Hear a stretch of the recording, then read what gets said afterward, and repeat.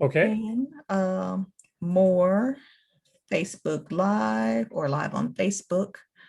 Uh, share in a group name, coaches host engaging and profitable virtual summits. Next says preparing live stream preview. It should come up when it's on Facebook. Okay. Live preparing.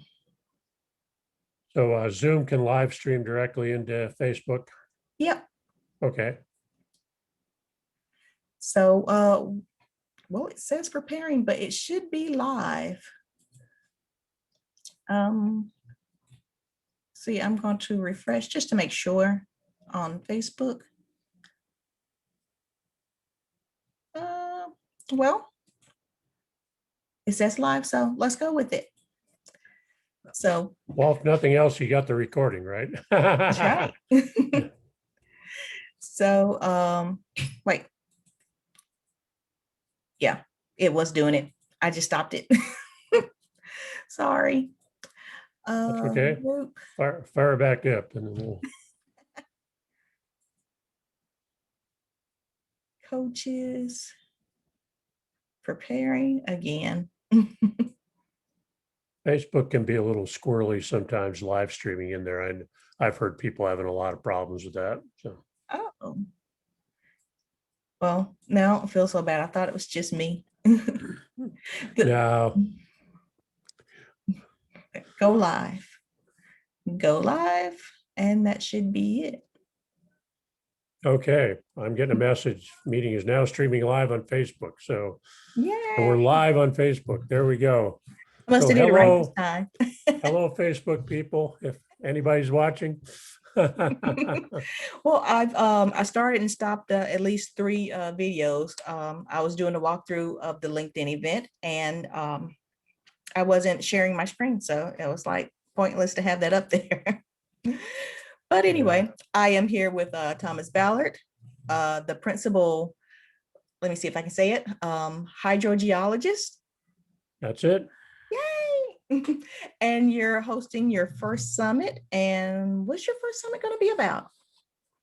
Well, we're doing 2, but the first one is really going to be on, I'm a hydrogeologist, but we also have a small farm. So we raise goats and other animals, and we're putting together a little goat summit. And then I'm going to do one actually more in my profession. I deal with water districts. So we're going to put together a summit on the business of water. So those 2 are still coming together.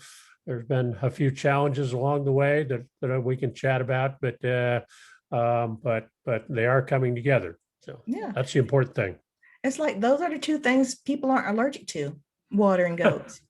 Yeah, that's right. Well, some people are allergic to goats, actually. So my kid is allergic to the world and goat's milk, goat's cheese, stuff like that. That's the only thing that she doesn't act crazy over. Oh, wow. Okay. Well, so it's a good thing. Yeah, it is a good thing. So what made you want to have a summit about goats? Well, we've been in the goat business for a while. We raised Nigerian dwarf goats, and we have 4 does and 2 bucks, and we raise them basically to sell the babies. And there's nothing cuter than a baby goat, of course. And so we're expecting this year, we're expecting somewhere between 8 and 12 babies. So it should be a lot of cuteness around here. But there's a lot of interesting aspects to goats, goat health, shelter. And my wife does a lot of research on this, and I'm kind of the chicken guy, but I help with the goats too, and it's there's just a lot of stuff to know, and there's not a lot of information out there on, for instance, goat health issues. It's very hard to find a veterinarian that really understands goats, and so medical issues and things like that are kind of hard to come by. So so we get together and we pool information on the internet. And so, and just a lot of other things, feeding, what's the right feed for does that are pregnant, how do you change their feeding pattern? So a lot to it. And so the idea was to put together a little summit on and address some of these issues that we've seen challenges with and had a hard time getting information, and try to find some experts to come together and give some information on those topics that are a little hard to find good information, and get that out there to folks. I can't hear you. Sorry. Who's That's your okay. target audience? Our target audience is generally going to be small goat farmers. Usually the bigger people kind of have their process down, but the people that have maybe two to 10 to 12 goats, somewhere in there, a small herd, and don't have the resources necessarily to have a vet on call, and they need to do a lot of it themselves. So that's generally the target audience for the goat stuff. Have you located them yet? Do you know where on social media you'll find them? Yes, what we have is we have and my wife is great at this, is there's a lot of groups on Facebook, on MeWe, some different social platforms, and even on Gab. There's a small goat group, so I go hit them all, and we've talked with people. We have a farm page. Our farm is called Sweet Comfort Farm, and we have a page up on Facebook. We have a page on MeWe as well, where we actually have a number of people following us, and we do regular updates there. So, but there's a lot of different social media goat groups out there that we can contact. There's also some professional organizations for the American Dairy Goat Association, for instance, is kind of the big one, and so we can reach out to people through there, and so we think we got a pretty good target audience down for that, and an opportunity to reach out to folks. And the folks in the goat community are pretty good about talking to each other. So if we come up with something interesting and compelling, we figure that the word of mouth is actually going to help us as well. Yeah, I've always heard that word of mouth is the best form of advertising. So what made you want to do two summits at the, well, not at the same time, but just two summits in a year? Well, I really, it's been the whole, lockdown stuff, and all the craziness that goes with that. And we would normally go to some in-person events, although the last goat conference we went to, which was really kind of the big one, it was in Atlanta a number of years ago. They kind of rotated around, and we went to it because it was in Atlanta, and Atlanta's not that long of a drive for us. And it was okay, but it was kind of disappointing in the amount of information we came away with. So we figured that in-person conferences can be kind of challenging because people have to go to them, they have to reserve the time, they have to spend the money on travel. And so so the GOAT conference was really a matter of having an opportunity to pull together some experts that might not want to travel to an in-person conference, and because of the lockdowns, we're still seeing a lot of these conferences being canceled. And on the water side, we had a lot of our stuff canceled. I mean, normally there's a big one in California I do in April. That's canceled again this year. So it was canceled last year, it's canceled again this year. So people people are missing out on an opportunity to get together, to network, to get some information. And on the water side, people really need to get what they call contact hours in the water industry. It's basically to keep their certifications up, and they have to have so many contact hours. They're called continuing education units or professional development hours, depending on the industry you're in. In the water industry, they're called contact hours, but it's the same thing. You have to turn in your training credentials to the state every year and maintain a certain number of contact hours. And without these in-person conferences, it gets harder for people to do that. And as well, there's some online training available, but I find it very stale and dry. I mean, we go out and we've looked at that, and it's not very I don't know, palatable, I think, or not very interesting. It's snooze-worthy for the most part. So so engaging content while still giving you the information you need is really kind of a rare commodity out there, especially when you get on the professional side of things. It tends to be a talking head with a PowerPoint, and you're ready to fall asleep after your 53rd bullet point. So It seems like a lot of great opportunities for you. Like, you have a list of those events. Have you contacted those event organizers and say, hey, I have a platform for you? I am, and I'm kind of going out and poaching some of these people. Well, that's probably the wrong word, but contacting people that might normally present at these conferences, especially on the water side, and who would be willing to do it for the Business of Water Summit. And we are certified in California to give contact hours based on the training we have. So we can do that. We're going to expand that out to other states, but every state is individual on that. So you got to go to each state, and so that's a process. It takes a while to get Honey, approved. because the water, you can't separate the water. No, you can't. But every state regulates things a little differently. So they all have their little fiefdoms, I guess you'd say. And so you gotta go to each one individually. And boy, for small business, that's very time consuming to go out there. So I know you and I have chatted about VAs in the past, and that may be a great VA task actually to go out and do that, because eventually we want to expand and be able to offer contact hours in other states besides California. Yeah.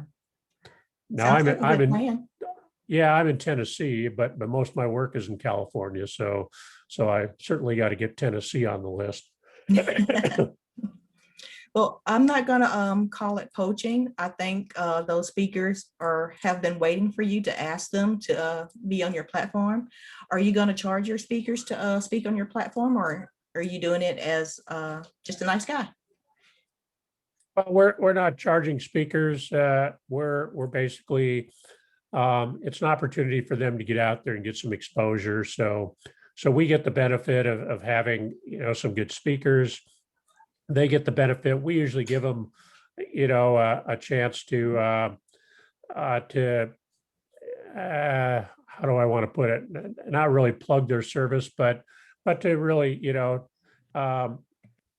give a little bit about who they are and what their business is. And my feeling is that people, instead of, most people understand these days that you don't get on there and do a 60-minute sales pitch. I mean, people aren't going to sit through that.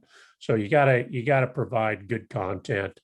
And if your content is good, and people are interested and they find it valuable, then what we do is we provide them an opportunity to have their information there. So if I find value in their content and think they're competent, then I'm going to reach out to those. And actually, that's how I get a lot of my consulting business, is from the trainings I do, that I really work hard to give people a lot of information. and they walk away with a lot of stuff. And every time I do a training, I get people coming back to me, and I end up with consulting business. So it's a great marketing tool, and it's really an opportunity to take an audience that may be interested in your topic and really show them how competent you are and what an expert you are in your field. But you're demonstrating that to them during the training, and I think that's really important. So if you're doing both training and consulting, then what a great opportunity to really get out there and demonstrate your expertise to what I call qualified prospects. They're there because of the topic. And if you're an expert on that topic, well, there's a marriage made in heaven right there. Is your event going to be live or pre-recorded? Probably going to be pre-recorded. Now, I am looking at the possibility of doing the event or the actual talk pre-recorded, and then maybe doing a live introduction or a live Q&A. So I'm exploring that possibility just so that there's some live interaction. But I do like the main event to be or the main talk to be recorded, because you can edit it down for the time. You can edit out mistakes. There's a certain charm to live streaming. But sometimes if you have a lot of time slots and this is the problem with live conferences, is people always run over on time, and then you're running behind and stuff. So the advantage to recording a talk and presenting it that way is that you do get the time slot done. You're respecting people's time, which I think is important, because if people block out an hour, then it shouldn't be an hour and a half, because you're not respecting people's time then. But I think some live interaction is good. So I'm toying with either a live intro or a live Q&A, or putting in a live panel discussion in there somewhere. So those are the three mechanisms where we can get some live interaction and some live Q&A going on. Panel discussions, they're fun. What platform are you planning on using? Right now, I'm looking at a combination of Hey Summit and AirMeet. I like how AirMeet has come along. They got some fixing to do, but I'm really liking the platform, just because it has not only the main stage for doing the presentations, but also networking areas and also vendor booths. So you can put on a whole conference via AirMeet, and then using Hey Summit as your front end to handle ticket sales and promotion, and so it's my understanding is that Hey Summit and AirMeet are really working tightly on full integration, and so that should be a nice combination. What I like about AirMeet is that it has the lounge, but I also think the bad thing about AirMeet is that it has the lounge. But you never get out of the lounge. Yeah, I love their lounge. Every time they have an event, I'm in the lounge. I miss the event because I'm hanging out in the lounge, but it is a great networking space, and I really like the speed networking. That's interesting, because the speed networking is, see, I kind of like that too, but there's people that find that to be kind of creepy, and they just don't like being matched up with a stranger for a few minutes. And but I kind of like it. I enjoy meeting new people, but some people, they say, oh, I wouldn't do that. So, but it's it's like, give it a try. It's kind of, you really meet some interesting people you might not have met otherwise doing that. So so I have kind of really warmed up to that speed networking stuff. That's exactly why I want to use Hey Summit for the landing page and for tickets, because if you go through Hey Summit, AirMeet won't charge you, or at least not as much. And I want to use the lounge. I'm going to use Zoom through Hey Summit, and then I'm going to use AirMeet for the lounge. I think that's a good way to do it. So I like your way. Okay. Yeah, it's just sometimes when you take a lot of different technologies and try to blend them together, having people jump back and forth, that can be a little bit of a challenge. So you got to kind of strike a balance on that. Yeah. I've heard of things called dashboards, and they're Zoom rooms, and they're just telling people where to go and what to do. And I'm looking into that more now. But Okay. so you got your speakers, and they're speaking for free, and you're giving them ad spots if you like them. How are the tickets going to be set up? Are you going to have more than one or just one? Will you have a best price or early bird? So what we're going to do is yeah, I would do an early bird, and then and then a regular price. We'd probably look at doing some kind of uh, after the event type of pricing too, if you just wanted to get the recordings. So three tiers. I guess you can call that three tiers, but there's certainly two tiers: an early bird pricing and a regular pricing. And the early bird pricing, I think, is important to get people in early so you can gauge what kind of audience you're going to have, especially if you have sponsors. You really want to show them that there is some early interest. So having an early bird price and get out there and promote that is important, because if nobody's buying your early bird tickets, then it's kind of not a good sign. But if you got a really good interest, then you can go and maybe snag a few more sponsors too, because there's a lot of early interest in the conference. So I think it's important to get a gauge. Early birds is a good way to get a gauge on things. So giving away part of your cost to get that early assessment on what kind of attendance you're going to get at your event, I think is important. How far in advance would you want to have your early bird tickets out there? Well, that's something I've kind of really wrestled with, and most people I have seen, you'd probably want maybe not more than 2 months, because if you're putting things out there, I mean, you can do a series of webinars or short videos, and drum up an interest, and then well, do a launch, for instance. But before that, you can have some promotion out there and say the date that things are going to open up. So you can do some pre-promotion before early bird actually opens up. And then right before early bird opens up, then you'd probably do a series of videos and build some excitement, and then open up ticket sales on the early bird, and then promote it from there. But the problem is, if you go too far out early, then people forget about it, or they say, well, that's 6 months down the road, and I don't need to do anything about it right now. So there seems to be, from talking with other people that put on events, there seems to be kind of this sweet spot, and nobody's sure exactly what the sweet spot is, but 1 month or 2 weeks? Yeah. Yeah. So you don't want to go too early, and 2 months might even be too much. But that's kind of what I'm looking at. So for the early bird. So yeah. 1 month, if you got a lot of content to back it up.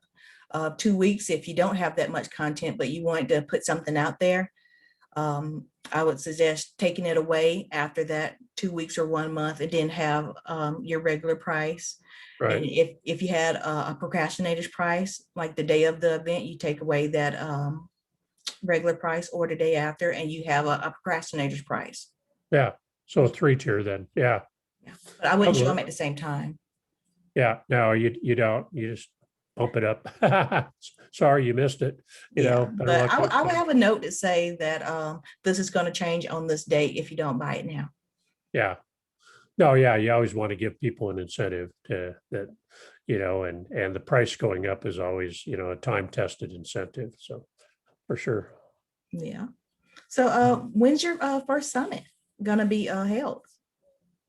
Well, the Goat Summit was going to be held already, but I had a little snag getting the domain name.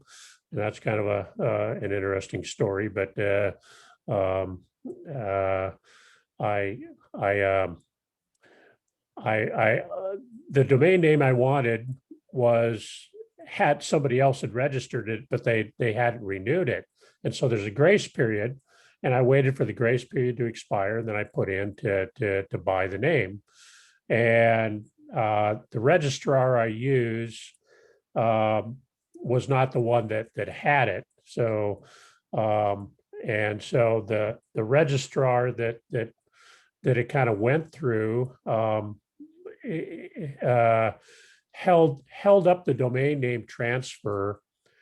They were well. GoDaddy is just they're those guys are bad guys. I'd never do business with them. They held this up for months and months and months just because they could, because they try to make it difficult for other people. They want to be the only domain name registrar out there. So I literally just got this domain name after having purchased it months ago. So now I'm way behind and I gotta, but I did finally get it. So I'm probably looking at maybe 3 months out now because I don't have all my speakers lined up and quite yet. I've got some videos I need to edit and so we're probably looking at about 3 months out. So it'd be March, April, May, June, somewhere in June, which is probably a good time. Right now for goats, we're moving into kidding season, so a lot of babies being born this time of year and willing to sit down for a conference. So June, probably everybody will have the kidding will be done, and so June is probably not a bad time to do that. So I was just about to suggest that because earlier you had talked about what to do when they're pregnant and their different food. That's a great idea to have it in June. I like that. Yeah, I think that probably works, June or early summer. And so that's what we're looking at. So it's with anything, on the water conference side, it's really looking at what other people are doing too. So I've actually put together a little planning calendar for myself for my water related events to look and see what other organizations are doing, what other trainings I know about, and try to work around that so that I'm not in direct competition with things. And I think that's important so that you're not putting your event right at the same time as somebody else that might draw your audience away. And of course, people purchase the recordings and you can do both. So there's a little more flexibility there. But for all the hype and everything, you want to make sure you're not in direct competition with somebody else. So that's something, when you're setting up and you're planning things, is to really look at what the landscape looks like and how many other people are putting on conferences and doing things and really do some what we call competitive intelligence out there and see what's going on and make sure you're not at a very busy time where and people are doing other things and stuff. So you really got to understand what's going on. Like with the goats kidding season, there's other things that aren't good times. So a lot of things to weigh out on when to have these conferences, and not just plug them in anytime that's convenient to you. You gotta pay attention to that stuff. Yeah, because if you do it at another time where somebody else is hosting one, those speakers might also be busy. And if they're not busy, they might be promoting for the other conference. So that's a good way of doing it, planning it out. What goals have you set for yourself with your Go conference? Well, the first one is really, to kind of explore what pricing works. I think you probably, for something like a goat conference as opposed to the water conference, you're probably not going to be able to charge as much because it's, so we're going to look at the price points and really try to, the goal is to kind of discover what price works. Two is to really look at sponsors and what kind of sponsors we can expect to get. And three is really some exposure, because if this is the first one really set up like this, is is it worthwhile to do another one down the road, or in a slightly different format? So, maybe you do, instead of like a 2 or 3 day summit, you do a 1 day quarterly summit, as opposed, and you sell a membership in that. So we're so some of it is going to be a little bit of it. So our goals are really to gather information, I guess, on a lot of different things, and so that we can have a better understanding of how to put together the next one. Learn by doing. Yep. That's how I learned too. Yeah, that's the way you do it. Well, Thomas, I got to wrap up. So I want to tell you, thank you for sharing your summit ideas and processes with us. I appreciate that. And I hope it goes well. Let us know how it goes. Invite us, come back and invite us. Absolutely. You will hear about it. So if you want to, hear about goats or water, we'll get you tuned in. Okay. I need Thanks, water, Erica. and my kid is allergic to the world. So both your summits are important. Okay, good. Well, thanks, Erica. I appreciate the time to talk to you. All right. Bye. Bye now.